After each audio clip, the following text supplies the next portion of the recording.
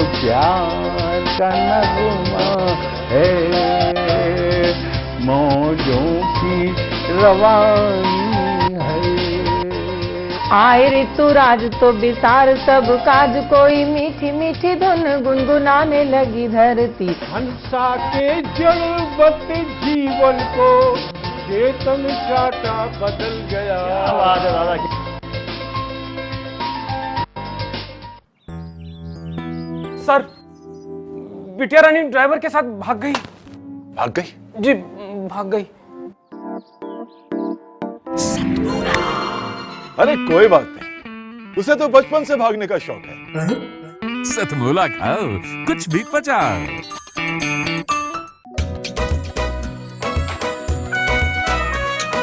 हर पल मस्ती और रंगीन विद सतमोला नमकीन, इससे बेटर है नथिंग। सतमोला नमकीन डिफरेंट टेस्ट है बेमिसाल, पनीर भुजिया भी कमाल, इसके टेस्ट के सब शौकीन। हाँ सतमोला नमकीन, सतमोला स्वीट्स एंड नमकीन, इससे बेटर है नथिंग।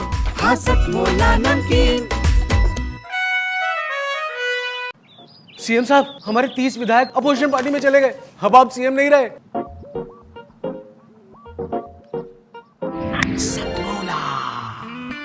तो अब नया सीएम कौन बन रहा है? Tell me. सतमोला खाओ, कुछ भी पचाओ। जितना जी में आए खाओ, बस खाते ही खाते जाओ। डरने की क्या बात है जब सतमोला साथ है। टेस्ट है इसका सबसे निराला, हर दिल पर जादू कर डाला। स्वाद स्वाद में जमकर खाया, सतमोला ने खूब बचाया। खाने से गलता है क्या? सतमोला। माँ शारदे को प्रणाम करता हूँ, समृद्धशाली मंच को प्रणाम करता हूँ, सतमोला कवियों की चौपाल के तमाम वरिष्ठ सदस्यों को प्रणाम करता हूँ और आदरणीय प्रवीण सर को प्रणाम करता हूँ। 4 पंक्तियों से शुरू होना चाहता हूँ। कुछ तो पढ़कर लिखी, कुछ जुबानी लिखी। दादा, कुछ तो पढ़कर लिखी, कुछ जुबानी लिखी। कुछ तो पढ़कर लिखी, कुछ जुबानी लिखी, हमने वीरों की तपती जबानी लिखी। कुछ तो पढ़कर लिखी, कुछ जुबानी लिखी, हमने वीरों की तपती जवानी लिखी। और आप तो प्यार लिखते रहे उम्र भर। आप तो प्यार लिखते रहे उम्र भर, हमने बस सरहदों की कहानी लिखी। आप तो प्यार लिखते रहे उम्र भर, हमने बस सरहदों की कहानी लिखी। और क्या लिखा मनोज चौहान की कलम ने कि हिंद की अखंडता और एकता की बात आए, देश है प्रथम ये गुमान लिखता हूं मैं। हिंद की अखंडता और एकता की बात आए, देश है प्रथम ये गुमान लिखता हूं मैं। राष्ट्र स्वाभिमान की परंपरा जो लिखी जाए, माता पन्ना धाय का बखान लिखता हूं।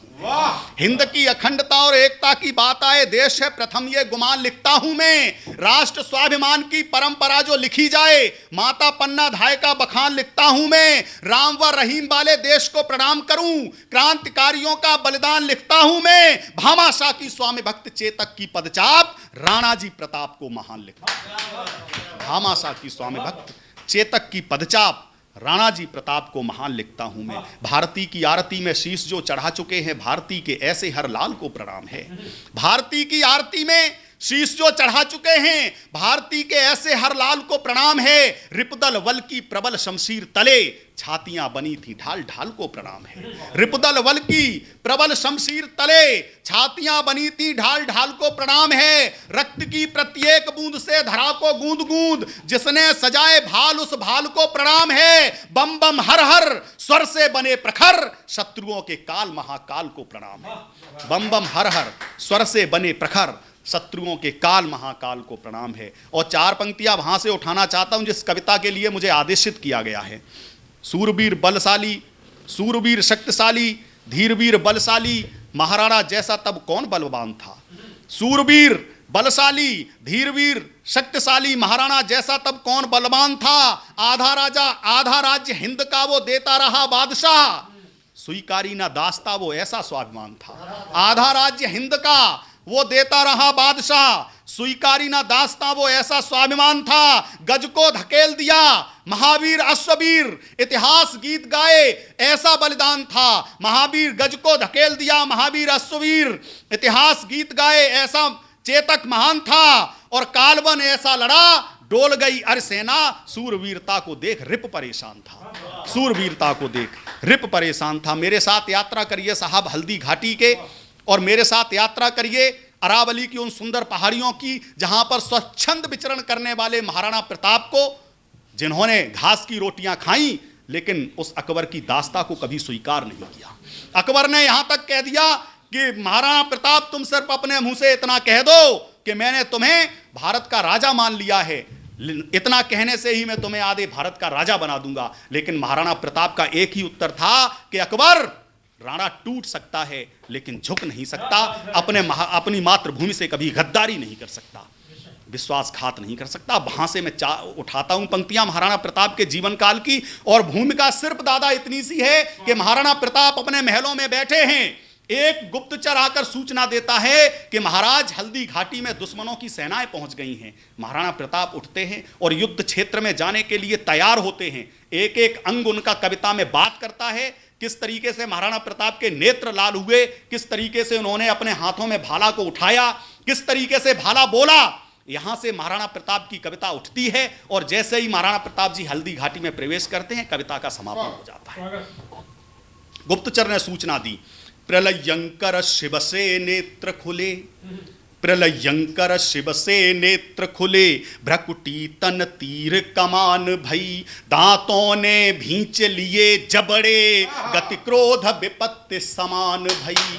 प्रलयंकर शिव से नेत्र खुले, भ्रकुटी तन तीर कमान भई, दांतों ने भींच लिए जबड़े, गति क्रोध विपत्ति समान भई। कर निकल चले सर धारण कर, खप्पर भरने रण चंडी का, कर निकल चले सर धारण कर, खप्पर भरने रण चंडी का। विश्वास अटल जग देखेगा अब कौतुक प्रबल प्रचंडी का, विश्वास अटल जग देखेगा अब कौतुक प्रबल प्रचंडी का।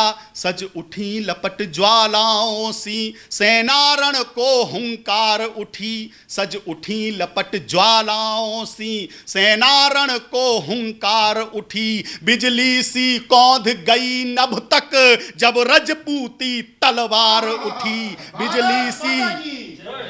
बिजली सी कौंध गई नभ तक, जब रजपूती तलवार उठी। इठलाकर भाला खड़ा हुआ, इठलाकर भाला खड़ा हुआ, अब अर्का शीस उतारेंगे। प्रतिद्वंदी होगा काल स्वयं, तो भी क्षण भर न विचारेंगे।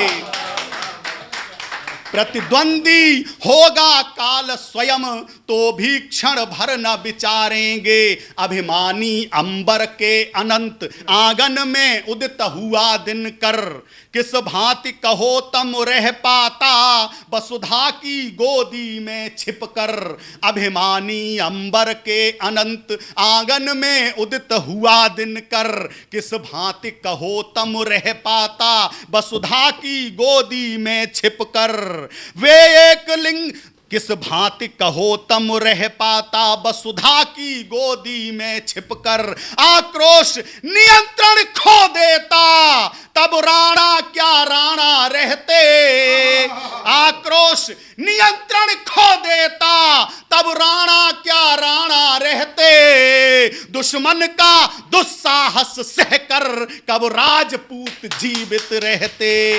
दुश्मन का दुस्साहस सहकर कब राजपूत जीवित रहते। थे नेत्र कर्ण सब लालायत, सिंहों का गर्जन देखेंगे। मेवाड़ का रहने वाला हर एक जवान और महाराणा के प्रताप के जितने भी सिपाही सैनिक थे, वो महाराणा प्रताप के और उनके सिपाहियों और सैनिकों का रण कौशल देखने के लिए लालायत थे। साहब उस समय का वर्णन किस तरीके से किया है। थे नेत्र कर्ण सब लालायत, सिंहों का गर्जन देखेंगे, राणा के हाथों से होता मुगलों का मर्दन देखेंगे। थे नेत्र कर्ण सब लालायत, सिंहों का गर्जन देखेंगे, राणा के हाथों से होता मुगलों का मर्दन देखेंगे। वे एक लिंग के अवतारी, वे एक लिंग के अवतारी, जब पर्वत सम विकराल हुए, थर थरा उठा धरती अंबर, वे कालों के भी काल हुए। थर थरा उठा धरती अंबर, वे कालों के भी काल हुए। संयमित अग्नि की लपटों का किरदार जिया था राणा ने, संयमित अग्नि की लपटों का किरदार जिया था राणा ने। तलवार धार के तेवर को हर वार दिया था राणा ने, तलवार धार के तेवर को हर वार दिया था राणा ने। तब पहन कवच 2 कुंटल का, तब पहन कवच 2 कुंटल का, 2 मन का भाला संग ढाल, मूंछों पर देते ताव दिखे, राणा खुद जैसे महाकाल। मूंछों पर देते ताव दिखे, राणा खुद जैसे महाकाल। मूंछों पर देते ताव दिखे, राणा खुद जैसे महाकाल। फिर बांध बक्ष पर युग बाहु, मेवाड़ धरा का मान उठा। चल देते हैं महाराणा प्रताप युद्ध के लिए। फिर बांध बक्ष पर युग बाहु, मेवाड़ धरा का मान उठा। कायर कुंठित कपटी दल से लड़ने क्षत्रिय गुमान उठा। कायर कुंठित कपटी दल से लड़ने क्षत्रिय गुमान उठा। कायर कुंठित कपटी दल से लड़ने क्षत्रिय गुमान उठा। सेना का शौर्य बखान उठा, सेना का शौर्य बखान उठा। शोणित का मिट निशान उठा, उठ गया बवंडर अंबर तक, यूं लगा कि हिंदुस्तान उठा। उठ गया बवंडर अंबर तक, यूं लगा कि हिंदुस्तान उठा। अध्याय आरती गाता हो खुद जैसे किसी कहानी का। अंतिम पंक्तियां पढ़ता हूं, प्राण पंक्तियां पढ़ता हूं, महाराणा प्रताप जी के मस्तिष्क पर तिलक करता हूं साहब। अध्याय आरती गाता हो खुद जैसे किसी कहानी का, सौभाग्य मेरा मैं गा पाया किस्सा राणा की जवानी का। सौभाग्य मेरा मैं गा पाया किस्सा राणा की जवानी का। वो जीवन जिसकी तुलना में 100 जन्म का बंधन तुच्छ लगे, वो जीवन जिसकी तुलना में 100 जन्म का बंधन तुच्छ लगे। वो जीवन जो बलिदान करे तो सर्व समर्पण तुच्छ लगे। वो जीवन जो बलिदान करे तो सर्व समर्पण तुच्छ लगे। वो जीवन जो हर जीवन के आदर्शों वाली थाती है। वो जीवन जो हर जीवन के आदर्शों वाली थाती है। वो जीवन जिसके जीवन से भारत की चौड़ी छाती है। वो जीवन जिसके जीवन से भारत की चौड़ी छाती है। वो जीवन जिसने जीवन भर बस जिया देश की माटी को। वो जीवन जिसने जीवन भर बस जिया देश की माटी को। वो जीवन जो कर गया अमर उस पावन हल्दी घाटी को। वो जीवन जो कर गया अमर उस पावन हल्दी घाटी को। और अंतिम 4 पंक्तियां कि उस दहकते दिनकर को वंदन करता हूं, उस दहकते दिनकर को वंदन करता हूं, खौलते हुए सागर को वंदन करता हूं। उस दहकते दिनकर को वंदन करता हूं, खौलते हुए सागर को वंदन करता हूं। और रक्त सनी तलवारें जिसके यश वैभव का गुणगान करें। रक्त सनी तलवारें जिसके यश वैभव का गुणगान करें, उस लोहू के जलधर को वंदन करता हूं। उस लोहू के जलधर को वंदन करता हूं। नमस्कार दोस्तों, मैं Anil Mittal, chairman Satmola group.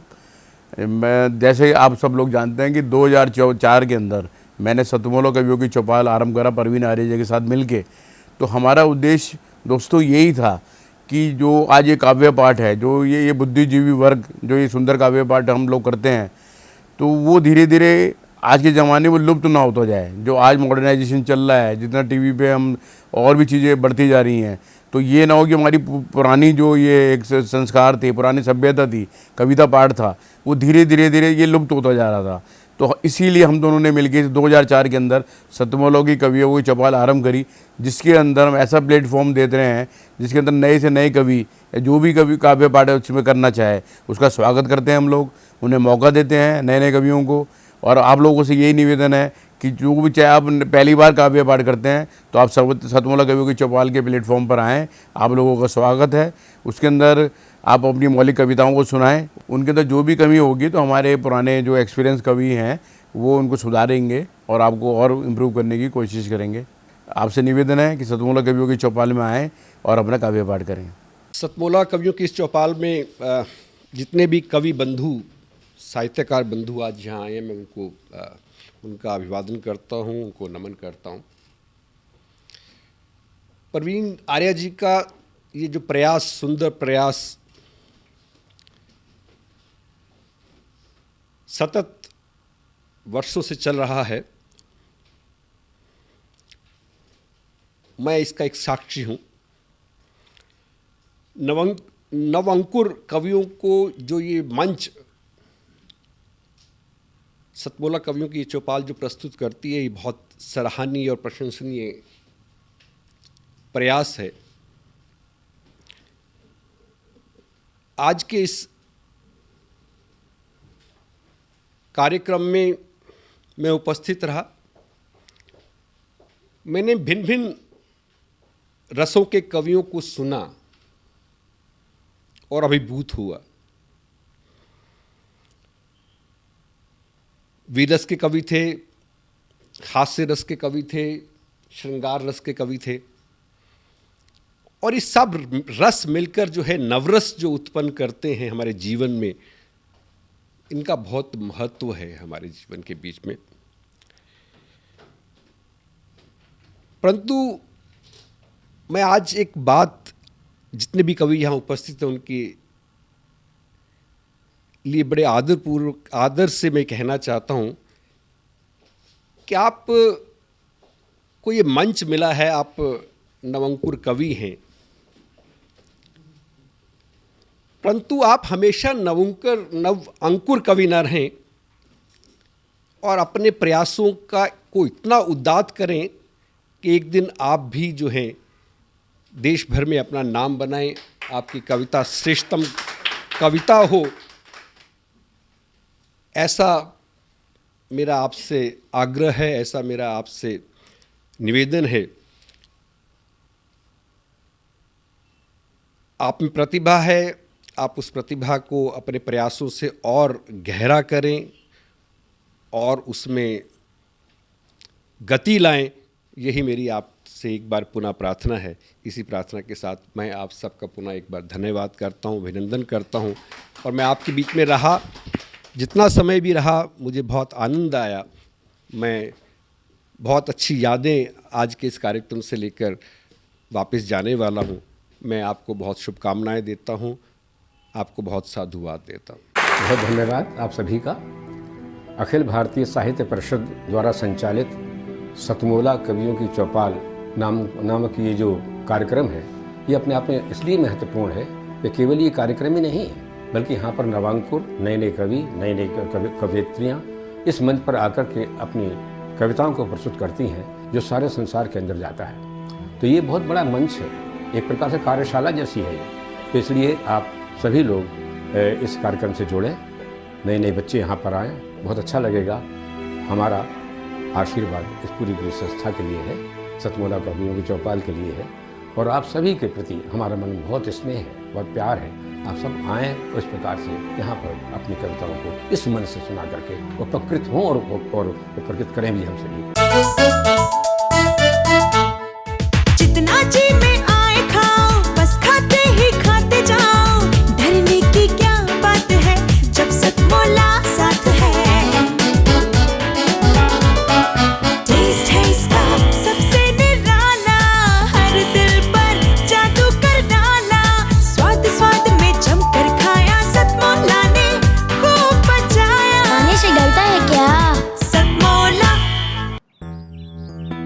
Sir, बिटिया रानी ड्राइवर के साथ भाग गई। भाग गई? जी, भाग गई। अरे कोई बात नहीं, उसे तो बचपन से भागने का शौक है। सतमोला खाओ, कुछ भी पचाओ।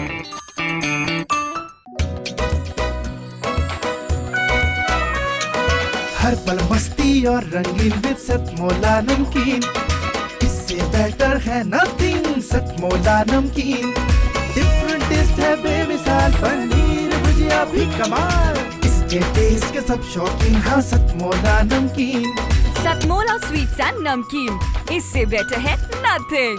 हाँ सतमोला नमकीन। सीएम साहब, हमारे 30 विधायक अपोजिशन पार्टी में चले गए। अब आप सीएम नहीं रहे।